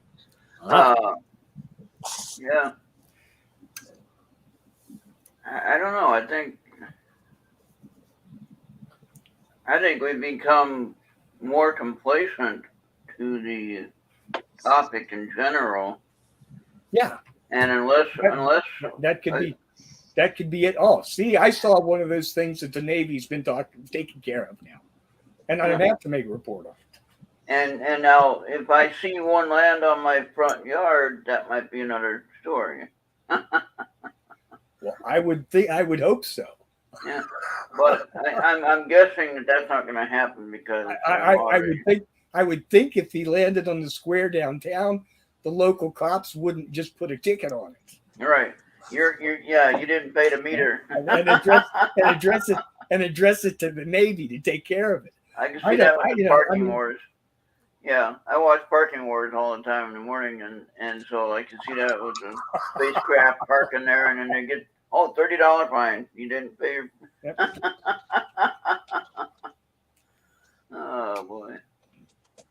I wonder if there's an interstellar exchange for currency rates. I don't know. Right. Have to get a Pleiadian dollar and take it to the bank. Hell yeah. Oh my God. Well, we got to invest in something because the American dollar bill ain't worth shit anymore. Right, and it's getting worse. We're still ahead of the ruble. Now talking about currency issues. Freaking euros are almost double a dollar bill. Now we can go off the tracks again. You know what they talked about at the G7 summit, what everyone agreed to at the summit. Now this is serious, and this is going to affect us maybe within the next 5 years, possibility. Okay, what they agreed to without our knowledge, and nobody's talking about it. And if you talk about it, then it's misinformation. Your conspiracy, and whatever, this and that, and the other thing, and everything that everyone said was a conspiracy is what coming true. Hello, and so they talked about digital currency. Do you know what digital currency is? Not Bitcoin. I'm talking about. That's what we use every day. No, digital currency means this. We won't have dollar bills anymore. We won't be able to get the dollar bills out of the bank. We won't be able to get the dollar bills out of the ATM. We will be given so much to live on each month. Ron, most of the kids these days, if you go to, I'm sure you go into a restaurant or something, ask them to make change for you. Oh, we got to have, if the registers are down, right. They can't make change. So, dude, it's done. It's done. Yeah. 8 out of 10 people that walk into a place flip that card through the machine and they're gone. Oh yeah. They don't touch, and I do like that. I like that. Touch any of that dirty physical money. We're digital now. It's just this is gonna be turning into where they have control of how you spend your money. This is what they talked about. Okay. So like Kriston T. Harris is talking about the your credit score and how it's going to affect how you spend your money, or how you can buy it, how you can be involved with something or do things, how you can get money, how you can spend money. It's going to change all that. Now with the digital currency law, okay, the government will give you, say, $1,500 to live on, but I'm not going to be able to buy the Coke Zero that I like so much anymore. I have to buy water, which is probably a good thing for me, right? But I'm just saying that I would have to change my. That's not a good example. That's not a good example, Rod. Right. But I wouldn't be able to go to McDonald's and buy a burger either, because that's not inside their realm of good conscious spending. Okay. But you could go across town and get a soy burger. There you go. That was just for you. There you go. Just for you. Now, so that's what's happening here, and people don't believe it. People don't think that it's going to happen that way.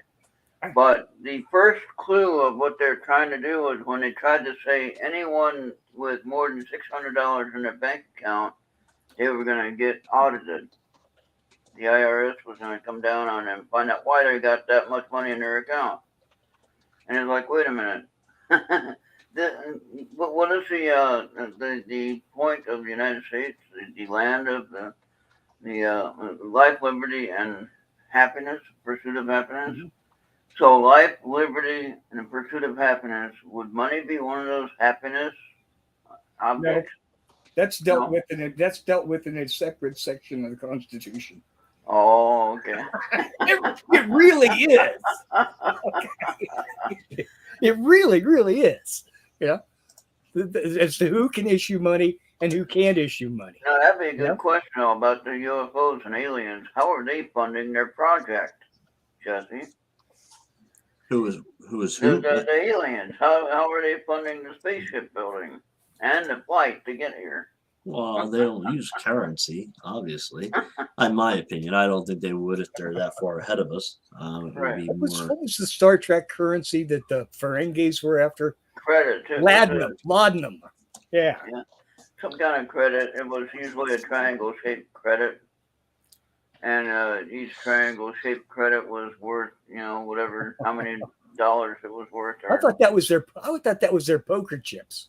Yeah. I don't know. I guess really when you get right down to it, it's all poker chips anyway. Oh yeah. It's all funny paper and poker chips. Yeah. Well, yeah, I don't know. Just there's a lot of questions about that. How they're gonna try to restrict us using our money that is ours, But it's not. It's the Federal Reserve's money. Oh It yeah. says so right on the notes. Yeah. And the Federal Reserve is not the government. So just get that clear, Now,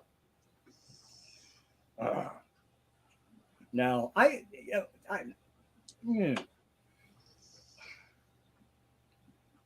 lot of that's happening. I'm not saying it's not happening. I'm just saying I don't think it's worth burning the house down over. It's Right. just not that important. It's happening. It's been happening for 20 years, Yeah. at least 40 years, And so far, it hasn't totally restricted anybody's ability to do business. And if it does become restrictive, I expect the black market type ledgers to take over and handle it, just like they always have. Yeah. Interesting. Huh. Now, what do you think that picture is, Jesse, that I sent you? You got to give me some time to look at it and run it through the Okay. programs I got.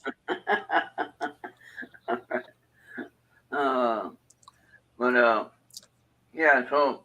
But see, the problem is here's the thing, right? I get people and friends and family that want to send me stuff, right? But then it's just like, if I tell you that it's some kind of astronomical event or if it's some natural phenomenon, are you going to be mad at me? You know what I mean? And I think about that all the time. No. Because people will take pictures like this and they'll believe it to the T because they'll make that decision in their mind and they'll try to put everything else out and say it must be something real. And then they'll give it to somebody like myself and we'll find that it's a star that's showing during the day at that exact time for that half hour at that moment, and then it disappears. So you think it's a UFO. Well, I don't think there's any stars in that sky at that time that's that bright in the middle of the afternoon. See? Exactly what But I'm going from what I know about the sky, though. Okay. I do know about the sky in this area. I have had daytime sightings of Venus. There is daytime sightings. Venus, and the only thing that makes me think it could be something like that is the fact that you said it was stationary and then that it was not moving. Mm-hmm. So it makes you think it could possibly be that, but I'm not sure. He only has the moment he did not have a visual sighting.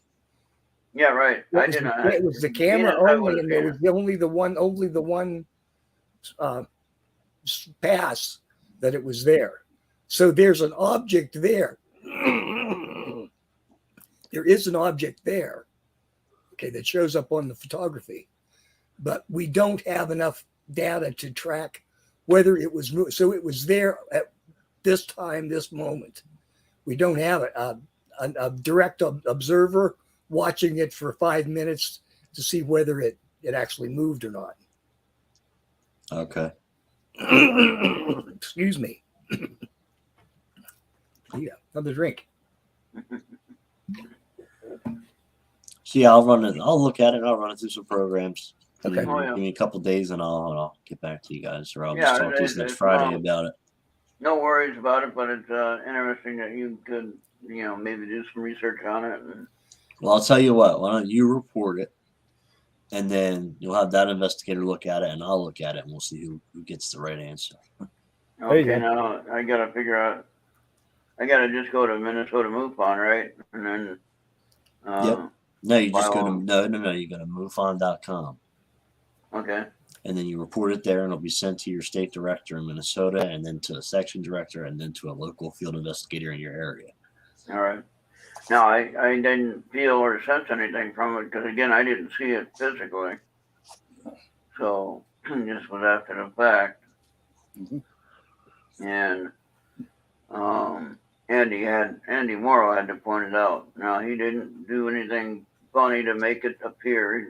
He was being honest, you know, because he takes the UFO thing seriously. And he does tell jokes about some of the stuff, but, you know, in general, when he's talking about a serious matter, he does take it very seriously. So, I don't think he was putting anything in my photo to make it look like that. Right. So that's cool. We'll look at it. Take a look. Yeah. Make sure you report it though. All right, I'll find out how to do that. It literally takes 5 minutes, Ron. You know, just upload the picture. I want to pull it out. I gotta look at when that date was. That was I just found it on my phone now. So let's go back and take a look. So I'm also an advocate for the Planetary Society. We just recently had our Day of Action, which happens once a year, where we get together and talk about all the past year's stuff of talking to our congressmen and women and trying to push the funding to get to increase the funding for future space exploration and asteroid defense on the planet and all that kind of stuff. And recently talking to both my congressmen about it. And they just recently passed a bill this year because of the pushing and talking with everybody in communication. And we just actually got $770 million more than we had last year to put towards space exploration. The budget for NASA's budget is literally 0.05%, and it has to be split with 3 or 4 different organizations, including itself. So the funding they get is extremely low. You know what I mean? That's why there's only so many missions that happen so many different years. Yep. But one exciting mission that's about to return in next year in 2023, I think it is, we sent up in 2016. I forget the name of the mission, but what it did, it went over 1 million miles away and took samples from an asteroid, and it's about to come back. Was that Roigu? Something like that. There was a Chinese one, and then there was an American one. Yes. So both of them are about to be back. It took 2 years to get there. It takes 2 years to get back, and however long it took on the asteroid. So it should be coming back very soon, which is very interesting because the Planetary Society focuses on asteroid defense. That's one of the things that we put our money towards, and that's what we push for, because asteroids are, and the asteroid belt, it's getting more unpredictable as time goes on. So it's all about learning about these asteroids so we can defend our planet against it. So it's really cool stuff that we've been able to do. And, you know, Light Sail just hit its 2-year anniversary. Light Sail, where it's, I don't know if you're familiar with that. It's a solar powered sail that's out in space that can take photos and do all that kind of stuff. So there's some really cool stuff that's about to start popping off in space. So I would just say pay attention.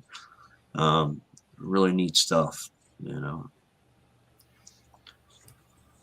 And tomorrow they're going to start filling the big rocket down at Pad 37, I think it is, in Florida. Cape Canaveral? Yep.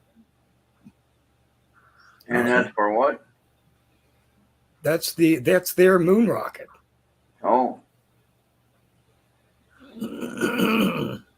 Yeah, I think a lot of this stuff is running under the radar, the space stuff lately. Mm-hmm.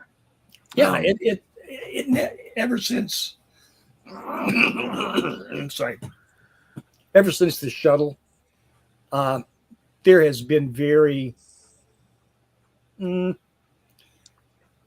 they're not that interested in. They don't seem to be that interested in public relations. I guess. No. Or maybe it's not good. That's not a good thing. That everybody out here just would rather everybody just forget what they're doing. I don't know. I really don't. If you ask just your general person how many people are in space right now,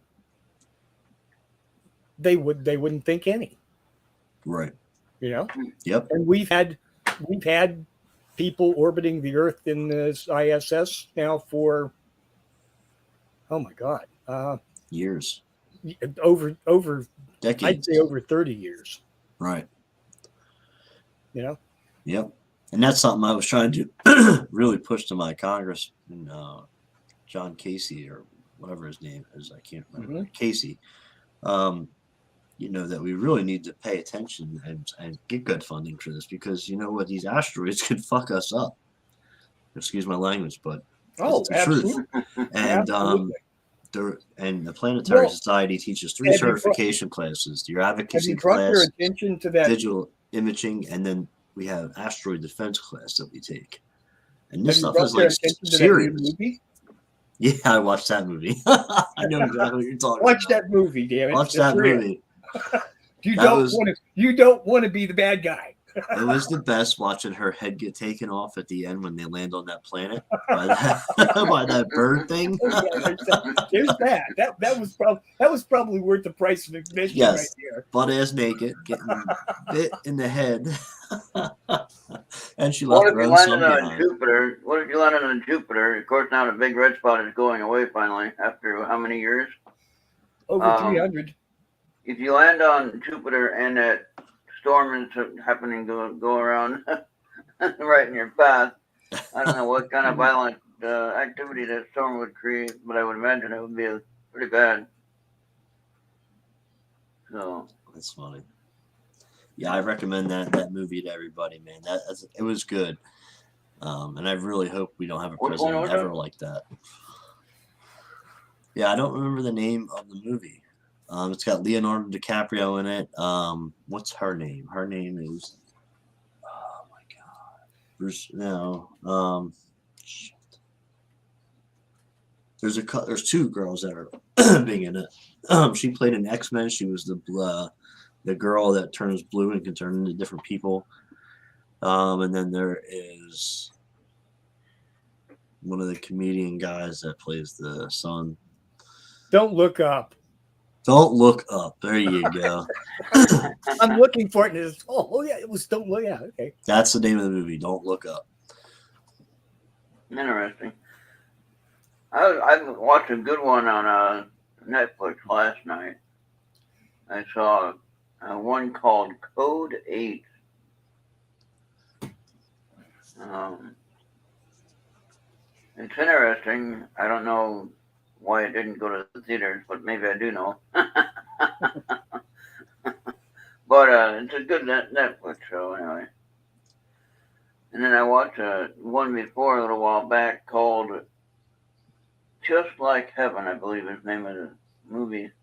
Can't go into detail about the subject matter of the characters because that would give away the whole movie. So you have to just watch it and then you get your own perception of what they're talking about. Ron, I have to ask you a question. Yeah. You see on YouTube how we got people can put a thumbs up and then they can dislike now instead of having a thumbs down number. Do you get all that feedback when someone does you a dislike and someone does you a thumbs up? Do you get both of them? Did we get any dislikes? I don't know. No. Well, I don't know. It doesn't show you anymore. It used to show everybody's dislike. Oh, I think they stopped. They took that away, actually. Right. Well, here's the thing. You used to be able to have a number and everybody used to see how many thumbs down there was. Now it just says dislike and it doesn't show you if anybody else puts the thumb down. Oh. But when you click the dislike button, it says sending feedback to the creator. Okay. So I'm asking you, do you get that feedback? It's like, I'm gonna press it right now. Tell me, and then I'll take it off. But I'm just saying, tell me if you get an alert for that in your thing. I think I get an email about it. Well, I just disliked you, and it says feedback shared with the creator. Oh no, that's terrible. Man. We shall dislike this episode so you can see what happens. Oh, that was good. I don't know how to get that. How do I get that now? That was a good comment. Does it go? How does it get reported though? Does it go to my That's what I want to know. I want to know how you get that. Well, see, I know on gotta my send it to you. on my They email. probably send someone around to slap his wrist. Yeah.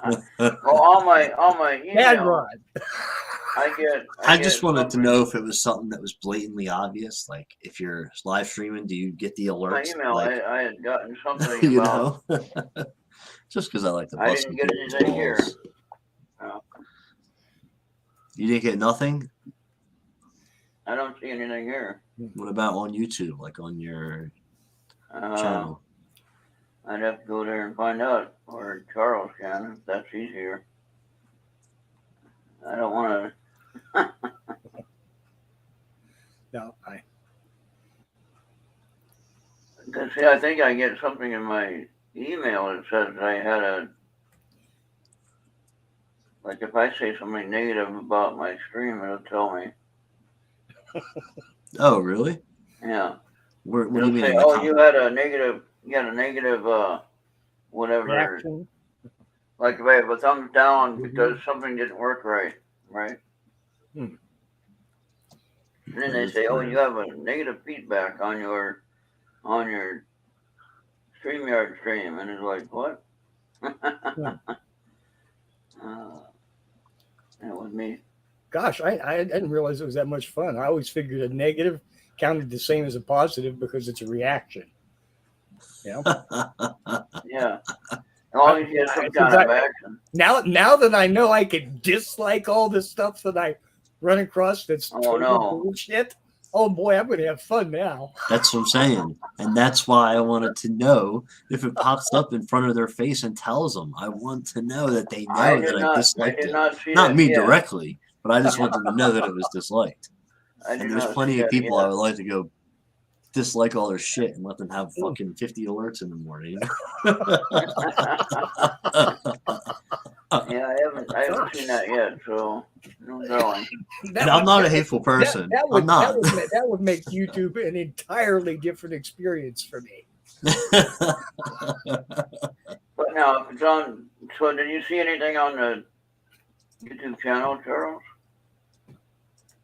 On my YouTube channel? On Errt Radio. Yeah, that's interesting. I don't know.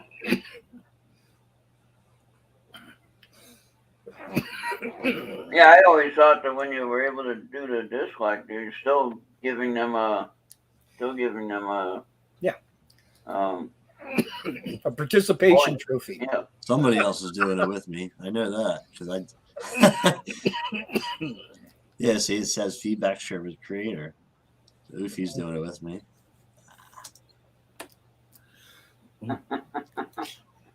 Really? Oh gosh, that just shows. Yeah. I've watched a lot. I've watched far too many totally bullshit YouTube videos. So, well, that's the thing. That's what's supposed to help. If I had a way to take back the time that they wasted, just that, I'm going to make you listen to me for 5 minutes because you just wasted 5 minutes of my time. Right. See, because we were up to 9 thumbs up. Now we're down to 6 because me and 2 other people have hit the dislike button. Oh, man. So they're listening to us about this. And you're not getting no alerts about this. I don't see anything yet. So you have 3 more dislikes. Oh, wait, can we get it into negative numbers? No, hey, hold on. That could be affecting my actual views and stuff now. No, we'll just switch it right back and it fixes it. But it's just weird because as soon as you click the button, when you click the thumbs up, it doesn't say anything. But when you click the thumbs down, it says sending feedback to creator. So you should be alerted by it. I don't see it on the live stream, on the StreamYard. Right. It only shows 6 thumbs up now. It was up to 9. But we just saw a thumbs down to see if it would give you an alert. We'll change it back. Like it. Never. Open Because the you'll never know it open was the me. double browser. There will be a price. There will be a high price for that. We'll have to test it another time. Until then, let's give him the thumbs back up, everybody. Come on. That's what I'm saying. You probably, just like he just said, you'd have to look in your YouTube channel, in your settings probably or something. But I just fixed it, so and we're back. Well, it might still say that I had a message that said that. We'll see. Let me see. Oh, Oh, no. there we are. We're live right there. How do you like That's that? how you know that it's getting too late and I need to go to bed. Okay, now let me see if there is. I don't see nothing there. No, that's weird. It might take a little while to register too. Yeah, that's true. All right. Yeah. Well, good deal then. Well, I think you're about right there, Jesse. We've been Yeah, we on. went an extra half an hour. Yeah, well, thank you for that. We've had enough fun. Hey, Charles and I, we got 2 hours in, and we played with the Mixler studies for. We've plotted how to take down YouTube and Yeah. gas prices and. So I was looking at some old. We're ready. We're ready to invite our alien brothers to come down and join us. I've been looking at some old pictures of my ship that I served on for 3.5 years, USS Denver LPD 9, and I go through this page called what is it called now? Seavessels.org or something like that. And anyway, I scroll all the way down to the bottom of the pictures, and then they have one from 1981, which was my first Westpac. But this was before the Westpac time. And so I went two Westpacs. I went, the first one I went to Australia, which was crossing the international date line or the the equator, and we had to go through the shellback initiation, So, but I was talking about how we were going through the Indian Ocean with 125-degree temperature, in the daytime, and you're on a steel ship. The leather on the boots was melting. That's how bad it was for the heat. And then we go to South Korea and anchor in the bay, which then it was wintertime. And we had snow in the bay. And what was interesting about that was when you're anchored, you have to use a little thing called an alidade to take shots of still items on the shoreline, for fixes. And what that does is make sure you're not slipping with your anchor. Okay? That makes sense, sir. And then what the alidade does, it has a 2-view lens where you can look at the gyroscope compass and you can look at the shoreline or at the object you're looking at. And the thing is, though, with the alidade, you can't wear gloves when you're trying to use the tool because you have to focus the visual, focus vision on the lenses. So you have to have your hand on there. And the thing is, your hand is sweaty from the gloves, and it's freezing outside. What happens to your fingerprints? Yeah. They get stuck to the metal that's cold. That's funny. And that was some tough times there. That's cool. But then I saw the report that I actually had to file on my deck log as a quartermaster. We had to file the deck logs and keep up the charts and pubs. We had to change different things. Like the lighthouse without we had to record it and everything like that. But on the report of the what was it now? Was it 1983? I believe it was. We were anchored to a buoy in Hong Kong, and a typhoon came in. And now the ship takes 500 crew members to run it. Okay. We had 1,200 Marines with us too at the same time. We were on Liberty, maximum Liberty in Hong Kong, but then this typhoon came in and we got called back to the ship. Well, only 250 of us got back to the ship and we had to pull up the anchor. Well, the anchor chain destroyed the bullnose and the forecastle railing of the front of the ship, and broke one of the links on the chain, on the anchor chain, and one side of it. And we got out to the open waters and we were doing 37-degree rolls from the swells. And then we go into the swell and we cut through to the center of the storm and we had water going over the signal bridge. So we were like a submarine almost. But we got through that all right. But our front of the ship was totally messed up. And we had to go back in and get the rest of the crew and get the Marines back on board. But trying to run that ship with only half the crew was not the easiest thing to do. But we did it though. That wouldn't have been me in the Navy. Tell you that. Not me. That's why I joined the Army. I spent 4 years. I spent 3.5 years on that ship. I did 2 Westbacks. The first one, of course, I went to Australia, and of course, like I said, I had to go through the shellback initiation. And but then the second one, we didn't go to Australia, of course, that time, so that didn't matter. We kind of had some of the same spots. We lived in Philippines practically most of the time, so I had a place where I'd rent. We'd have maximum liberty there, and I'd just go and stay at a person's house and give them, $100 for a couple of weeks. They're happy. So, and I got to have good food, good place to sleep. And not have to worry about going back to the ship until we get underway again. That was pretty fun. And so that was a good time. There were some good times. There were some times I didn't like at all, but that happens in any job. Well, I'd like to hear more about this next week. Maybe you could talk about it because I never really heard you talk about this before. It's pretty neat stuff. Yeah. I'm getting tired and I'm going to fall asleep. All right. Well, thank you for joining us tonight, and I'm glad you are feeling better. And reach out to who was it? Dave Scott, you said, right?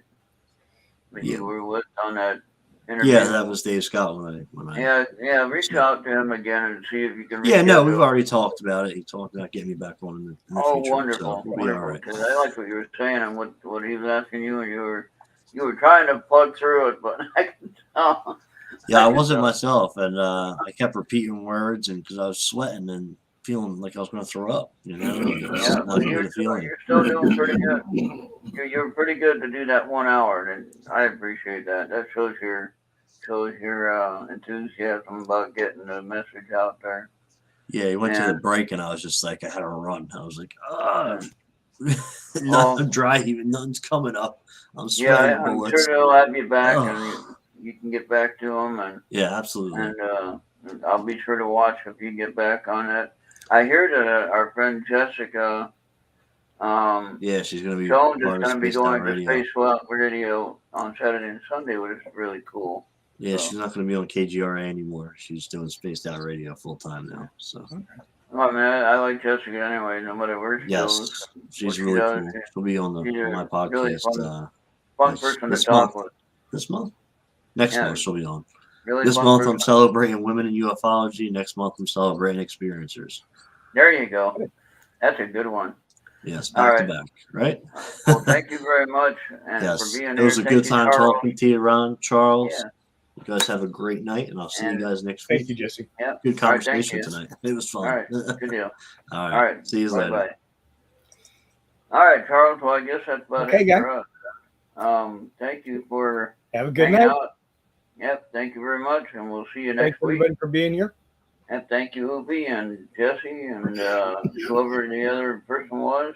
And, I know we might have had more people we didn't see, but thank you to everyone that showed up and watched. And if you listen to Errt Radio on Mixlr, thank you for the numbers. That always helps. And we're looking to get to 100,000, I say, by the end of June. How about that? What do you think, Charles? Worth shooting for. All right.